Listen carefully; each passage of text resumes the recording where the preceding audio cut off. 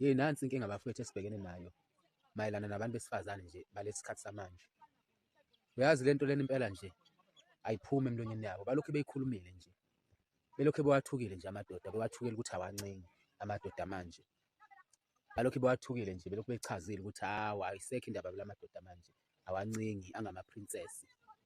Kodwa abantu besifazane sebengaze befune into ebuhlungu kanje.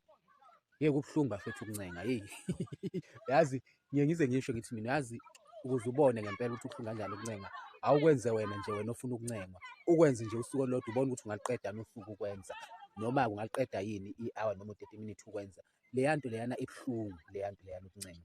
Leya nto yenza uy'sole, ngisho usuyenzile, yenza angazi ngizothini, kungazi ukuthi ubudoda bakho buyakhameka ngandlela thizeni. Angazi-ke kodwa kulabo phela abasuke bekuthanda nabakujwayele ukwenza. Kodwa nje leya nto leyana inzima. Ngiyafisa ngempela ukuthi abantu besifazane okungcono bengakhokhisa ngenye indlela amadoda, kodwa bengakhokhisi ngale ndlela ukuthi fanele bencenge. Ngeke bafowethu, ngeke, inzima leya nto, inzima futhi ibuhlungu.